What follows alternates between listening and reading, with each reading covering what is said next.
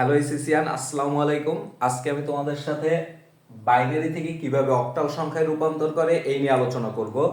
Binary থেকে octal সংখ্যায় রূপান্তর করতে হলে আমাদের আগে জানতে হবে যে অক্টাল সংখ্যা এবং হেক্সাডেসিমাল সংখ্যা আমরা কিভাবে বের করব। অক্টাল বা হেক্সাডেসিমাল সংখ্যা পদ্ধতি বাইনারি থেকে বের করার জন্য আমাদের বিটের সাহায্য নিতে হবে, আর বিটগুলো হলো মেমোরি কার্ড। সোজা কথা, আমরা জানি যে মেমোরি কার্ড সবসময় ডবল ডবল হয়, যেমন একের ডবল দুই, দুইয়ের ডবল চার। আমরা কখনো শুনি না আজ পর্যন্ত 3 জিবি মেমোরি কার্ড বা 4 GB 5 GB memory card, even 6 GB memory card, এগুলো সাধারণত ডবল হয়।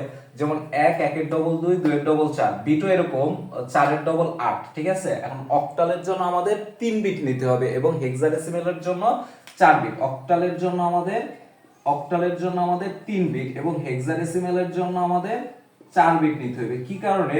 অক্টালের সর্বোচ্চ সংখ্যা হলো 7, অক্টালের সর্বোচ্চ সংখ্যা 7 এবং হেক্সাডেসিমালের সর্বোচ্চ সংখ্যা 15। আমরা যখন এই তিনটা বিট যোগ করব, যেমন মেমোরি কার্ডের মতো একের ডবল দুই, দুইয়ের ডবল চার, মেমোরি কার্ডও এরকম হয়, বিটও এরকম। 4 আর 2 6, 6 আর 1 7। তো সর্বোচ্চ সংখ্যাটা সাধারণত আমরা 3 বিটের সাহায্যে পেয়ে থাকি। এর জন্য অক্টালের জন্য আমরা 3 বিট করব এবং হেক্সাডেসিমালের জন্য 4 বিট, কারণ হেক্সাডেসিমালের সর্বোচ্চ মান 4টা বিট যোগ করব তখন 15 হইবে। যেমন 4টা বিট, প্রথম বিটটা 1, পরের বিটটা একের ডবল দুই, দুইয়ের ডবল চার, চারের ডবল 8। যখন আমরা 8 আর 4 12, 12 আর 2 14, 14 আর 1 15। যখন আমরা এই 4টা বিট যোগ করব তখন 15 হইবে। এর জন্য হেক্সাডেসিমালের জন্য 4 বিট এবং অক্টালের জন্য আমাদের 3 বিট। এটা জিনিসটা আমাদের একটু মেমোরাইজ করে রাখতে হইবে। তো আমরা এখন চলে যাচ্ছি বাইনারি থেকে আমরা কিভাবে অক্টাল সংখ্যায় রূপান্তর করব। তো আমাদের অক্টাল সংখ্যায় রূপান্তর করার জন্য আমাদের 3টা বিট নিতে হইবে। তো বিট 3টা আমরা নিয়ে নিলাম, একের ডবল দুই, দুইয়ের ডবল চার, এরকম। তো এখানে একটা অঙ্ক আছে, বাইনারি সংখ্যা 1101111.11। এই বাইনারি সংখ্যাটাকে আমরা অক্টাল সংখ্যায় রূপান্তর করব। তো বাইনারি সংখ্যা থেকে অক্টাল সংখ্যায় রূপান্তর করার জন্য আমরা 3 বিট করে নেব। এখন একটা জিনিস মনে রাখতে হবে, আমাদের পূর্ণ সংখ্যার একটু জোর বেশি বা শক্তি বেশি, আর ভগ্নাংশ সংখ্যার শক্তি কম। এর জন্য আমাদের ডান হাতে শক্তি বেশি। তো আমরা পূর্ণ সংখ্যার ক্ষেত্রে আমরা ডান হাতটা পাবো, আর ভগ্নাংশ সংখ্যার ক্ষেত্রে আমরা বাম হাতটা পাবো। সো আমরা পূর্ণ সংখ্যার ক্ষেত্রে বাম পাশ দিয়ে আমরা ডানে যাব, বাম পাশ দিয়ে 3 বিট নিতে নিতে আমরা ডানে যাব। যেমন আমরা এখান থেকে 3 বিট নিলাম, এই ডান পাশ থেকে বামে গেলাম, আবার এইখান থেকে 3 বিট নিলাম, আবার এইখান থেকে আমরা 3 বিট নেব। 3 বিট নেওয়ার পর নিতে গিয়ে আমরা দেখলাম এখানে আমাদের মাত্র একটা বিট আছে। তো বিট ঘাটতি থাকলে আমরা শূন্য দিয়ে সেই ঘাটতিটা পূরণ করব। তো এই 3 বিট করে নিলাম। এখন ভগ্নাংশ সংখ্যার ক্ষেত্রে আমার ডান হাত পাইবে, বাম হাত পাইবে। ভগ্নাংশ সংখ্যার ক্ষেত্রে আমার বাম হাত পাইবে। বাম থেকে আমি ডানে যাব। তো বাম থেকে ডানে গেলে এখানে 2টা বিট হয়, আরেকটা বিট আমি দিয়ে দিলাম। যখন কোনো বিটে ঘাটতি থাকবে, ভগ্নাংশ সংখ্যার ক্ষেত্রে সামনে শূন্য নামবে আর পিছনে শূন্য নামবে, আর ভগ্নাংশ সংখ্যার ক্ষেত্রে সামনের দিকে শূন্য নামবে। তো এখন 3টা বিট হয়ে গেল। তাহলে বিট 3টা কি? 1 1 0, এরকম। প্রথম 2টা 1, পরের 2টা 0। আমাদের নিয়মটা হলো এরকম, বাইনারি থেকে অক্টাল বা হেক্সাডেসিমাল যাই নামায় পড়ি না কেন আমরা, তো যেইখানে যেই বিটে 1 পড়ে ওই বিটগুলো যোগ করতে হবে, আর শূন্য পড়লে যোগ করার দরকার নাই। তাহলে প্রথমটা আর দ্বিতীয় বিটটা, এই 2টা বিট আমাদের 1 পড়ছে, তাহলে এই 2টা যোগ করি। 4 আর 2 যোগ করলে কত আসে? আমাদের 6। তাহলে 110 এর অক্টাল মান 6। এখানে আমরা পরেরটা আমরা একটু দেখি, দশমিকটা আমরা নামাই দিলাম।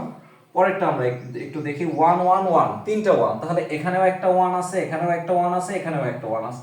তাহলে 3টা 1 যোগ, তাহলে যেটা 1 পড়ছে সবগুলো যোগ, এইটাও পড়ছে, এইটাও পড়ছে, এইটাও পড়ছে। তাহলে তিনটা বিট আমরা যোগ করি। 4 আর 2 6, 6 আর 1 7 হইবে।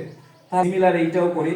তাহলে প্রথমটায় 1, শেষেরটায় 1। তাহলে প্রথম এবং শেষেরটায় 1, মাঝেরটায় আর 1 নাই। তাহলে প্রথম আর শেষেরটা যোগ করলে কত আসে? আমাদের 4 আর 1 5 আসে। তাহলে 5 হইবে। পরেরটা আমরা একটু দেখি। পরেরটা প্রথম 2টা 0, পরে একটা আছে 1। তাহলে এইটাই আছে 1। তাহলে এইটা আর যোগ করার কিছু নাই, একই হয়। ঠিক আছে, তাহলে এইটা নামলো। সুতরাং তাহলে আমরা লিখতে পারি কি, 1 1 0 1 1 1 1 দশমিক 1 1, এই বাইনারি অক্টাল সংখ্যা হবে 157.68। ইনশাআল্লাহ সবাই বিষয়টা বুঝতে পারছো। এখন আমি সংখ্যা পদ্ধতিতে রূপান্তর করব। বাইনারি থেকে আমরা সাথে সাথে হেক্সাডেসিমাল সংখ্যা পদ্ধতি কিভাবে রূপান্তর করে সেই সম্পর্কেও জানবো। Almost similar. হেক্সাডেসিমালের জন্য আমাদের শুধু 4 বিট নিতে হবে, আর অক্টালের জন্য আমরা নিছি 3 বিট। বাইনারি থেকে হেক্সাডেসিমাল, তো আমরা যখন বাইনারি থেকে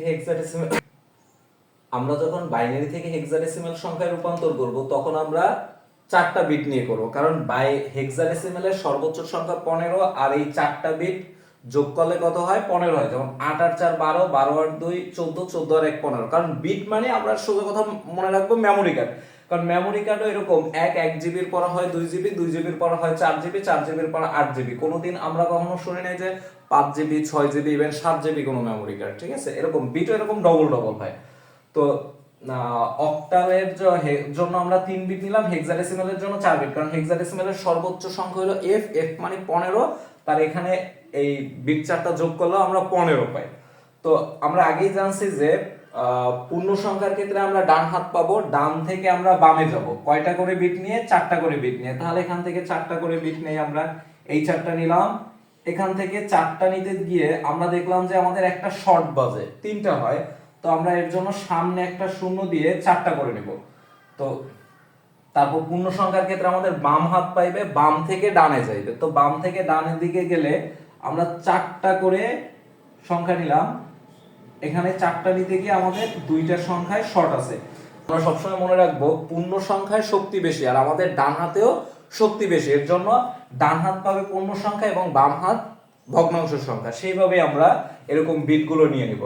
তো এখানে প্রথমটায় আমরা দেখতে পাইতেছি যে প্রথম 4টা যে আমরা সংখ্যা নিলাম, প্রথমটায় 1, বাকিগুলায় 0। আমরা জানি যে যেই সংখ্যাটায় 1 পড়বে ওইটা যোগ হইবে, তাহলে একটা সংখ্যাই 1 পড়ছে, তো এটা আর যোগ করার কিছু নাই, 8ই নামলো। তাহলে 100 এর হেক্সাডেসিমাল সংখ্যা 8।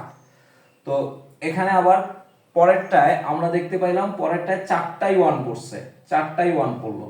তাহলে 4টা যদি 1 পড়ে তাহলে 4টা সংখ্যা যোগ, 8 আর 4 12, 8 আর 4 12, 12 আর 2 14, 14 আর 1 15। এই 4টা সংখ্যা যোগ করলে হয় 15। আমরা জানি হেক্সাডেসিমাল সংখ্যা পদ্ধতিতে 0 থেকে 9 পর্যন্ত, তারপর a থেকে f পর্যন্ত এর একটা নির্দিষ্ট মান আছে। a মানে 10, b 11, c 12, d 13, e 14, f 15। তাহলে এখানেও 15 হয়। তাহলে এখানে আমরা f কথাটা লিখতে পারি। তো এই দশমিক সংখ্যাটা আমরা দিলাম। এখানে আমরা যখন করব 1100, তাহলে প্রথম দুইটা 1 আছে, পরের দুইটা 00, তাহলে প্রথম দুইটা 1। 8 আর 4 কত হয়? 12। তাহলে 12 একটা পার্টিকুলার একটা প্রতীক আছে হেক্সাডেসিমাল সংখ্যা, তাহলে সেটা কি a10, b11, c12। তাহলে এখানে আমরা c বসাবো। তারপর আমরা এইটা দেখি, এইটায় প্রথমটা 0, পরেরটা 1, পরের দুইটা 0, তাহলে শুধু একটা সংখ্যার উপর 1 পড়ছে।